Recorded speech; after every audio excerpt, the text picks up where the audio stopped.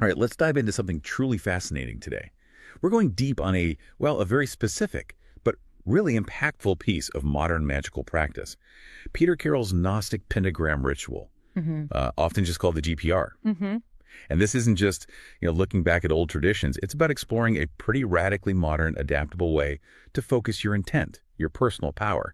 So for this deep dive, we've pulled together some really insightful sources. We've got bits from Billy Brusho's YouTube video, 031 Jane ORP, which is quite interesting. Yeah, I saw that one. And there's a document comparing the two, GPR versus LBRP.pdf, plus, crucially, Carroll's own writing, the Gnostic Pentagram Ritual.pdf, which is straight out of his big book, Liber Caus. Right. And what's truly fascinating here, and kind of our mission for you today, is to really pin down what the GPR actually is. How does it connect or maybe disconnect from more traditional magic?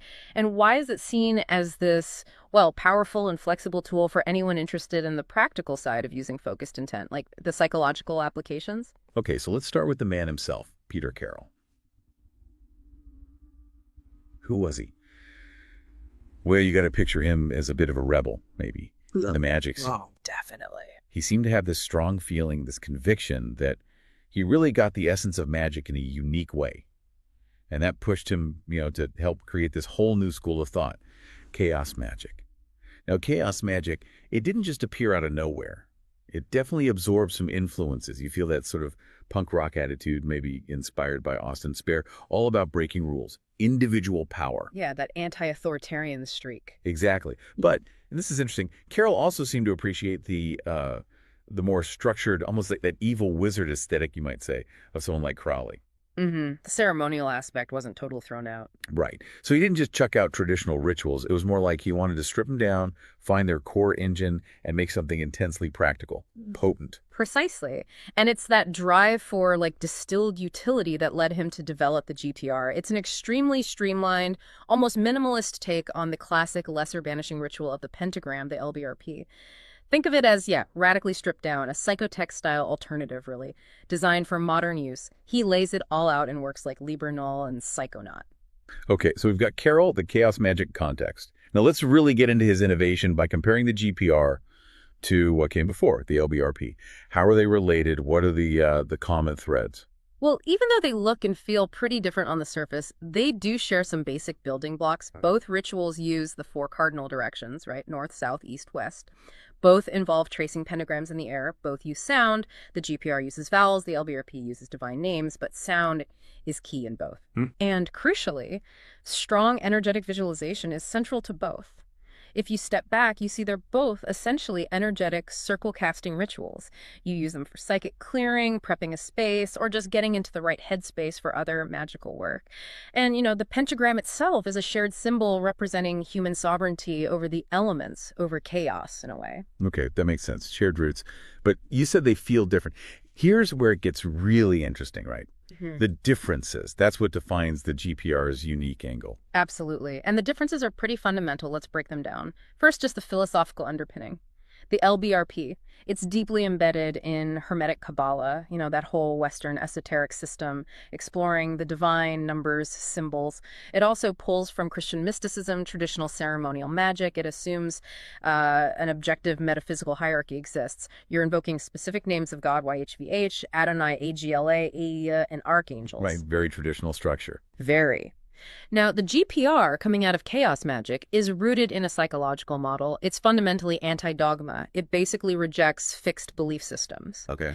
It sees subjective belief itself as a tool. It's anti-essentialist, which basically means it doesn't think there are fixed inherent truths about reality, just ones we construct or choose.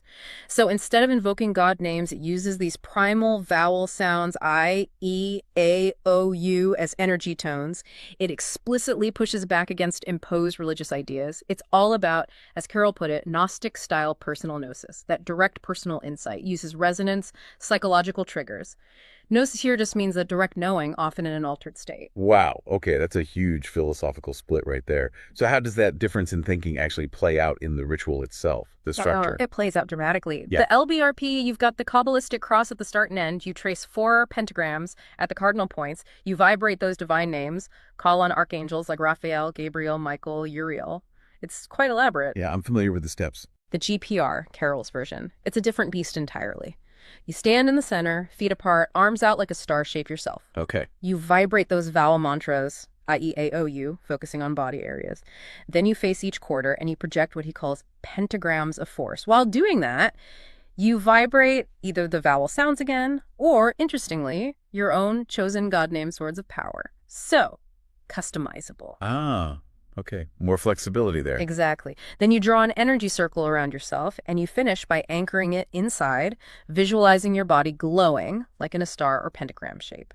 There's no Hebrew, no angels mentioned. It's just raw, energetic intention and symbolic action, designed for direct psychological impact. And this leads to their goals, which are also quite different. The LBRP is often about banishing unwanted stuff, protection, maybe initiation, creating sacred space under, divine cosmic order. Right.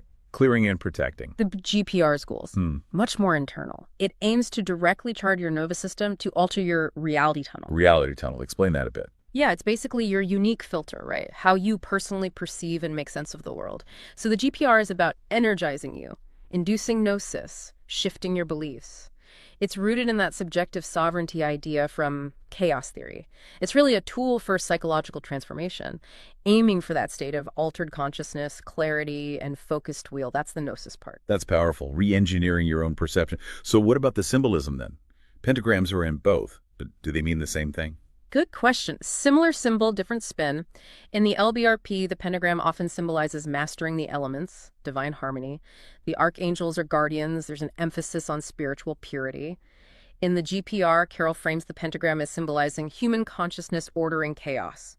Much more active, less about fitting into a pre-existing order. No archangels, but he does mention the possibility of self-generated egregores, basically. Thought forms you create yourself through focus. The whole emphasis is on conscious intent and belief as a weapon, as a tool.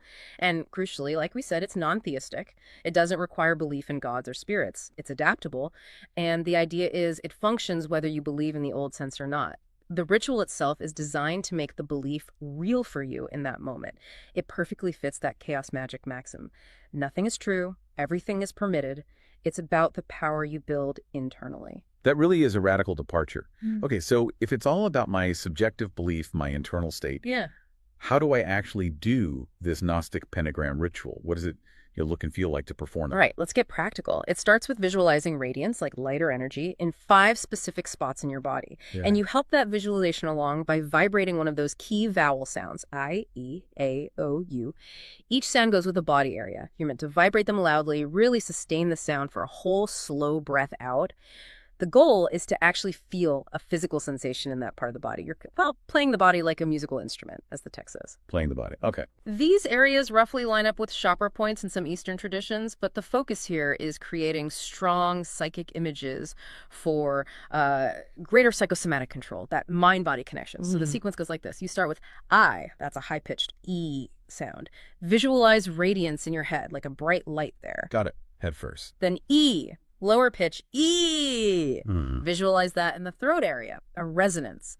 Next is A, a deep ah. Feel that in your heart and lungs. Imagine it spreading out into the muscles of your arms and legs, filling you up. Okay, chest and limbs. Then O, that's focus in the belly area, grounding. And finally, U, very deep. Ooh, visualize that down in the genital or pelvic area. Rooting U, you do that sequence, I-E-O-U, focusing on each area. Then you repeat it backwards, U-O-A-E-I. Bring the energy back up. Forward and back. Okay, what's next? After that initial charging, you get more dynamic. You trace pentagrams in the air. Specifically, at 4 points around you, the cardinal directions again. You use your left arm, and you really need to visualize them strongly, like drawing with pure energy. Doesn't matter if your eyes are open or closed, the visualization is key. Left arm. Yeah, interesting. Yeah. And after each pentagram you draw, you make a counterclockwise quarter turn. So you draw one, turn, draw the next, turn, until you're back facing where you started. Okay, tracing and turning. And while you draw each pentagram, you loudly intone all 5 vowel sounds, I-E-A-O-U, all in one single long breath out. You try to draw one bar or point of the pentagram for each vowel sound. The text notes that this I-E-A-O-U mantra is partly used to just block out distracting thoughts, Keep your mind clear and focused on the action. Ah, like a mental focus technique built in. Exactly. Then, to finish the whole thing, you repeat that opening sequence again, the I-E-A-O-U, with the body visualizations going forwards and then backwards, kind of seals it in. Carol also mentions you can elaborate on it. Add colors to the lights you visualize, maybe add pentagrams above your head and below your feet to make a whole sphere of energy. So it's adaptable too. Very. And the name, Gnostic Pentagram Ritual. It's partly a nod to some ancient magical schools that used IAO as a name for the universe's magical force. So the core techniques are really mantra vibration, strong visualization helped by gestures, and breath control. It sounds very deliberate, very focused on internal mechanics. Which brings us back to the practical side. Why would someone, listening right now, choose to use this GPR? What's it for in everyday life? Yeah, that's the key question, isn't it? And the GPR is surprisingly versatile. You can use it just to find balance, sharpen your concentration, get a sense of control, like a quick psychic tune-up before or after doing something complex, whether that's more magic or just, a stressful meeting. Go like centering yourself. Precisely. It's also just good as a general visualization practice anytime you want to energize yourself or shift your mental state. You could also use it as a kind of preliminary exorcism, not in the Hollywood sense, but more for clearing out unwanted mental noise, negative thought patterns, that kind of psychic clutter. Mental hygiene, sort of? Yeah, exactly. And maybe the most intriguing application for many people is using it as an aid to healing, specifically self-healing. Okay, that self-healing part definitely catches the ear.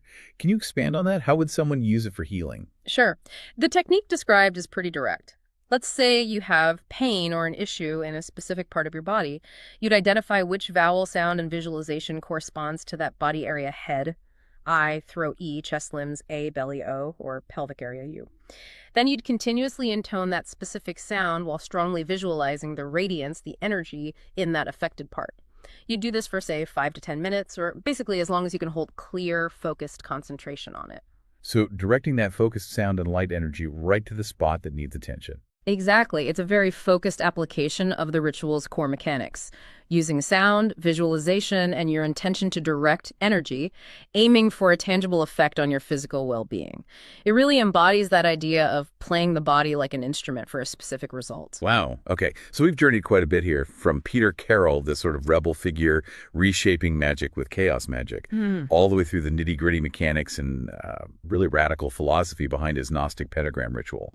And contrasting it clearly with the older LBRP, highlighting its focus on psychological change, on internal power. It really does seem like a tool designed for deep personal transformation. It absolutely is. And maybe here's a final thought, something for you, the listener, to really chew on. How might this core idea of the GPR, the idea that your subjective belief, your focused intention, using specific psychological triggers like sound and visualization, how might that idea challenge your own understanding of what's real or what's possible, especially beyond the more traditional frameworks we usually operate within? It really invites you to consider the immense power potentially waiting within your own mind, ready to be directed.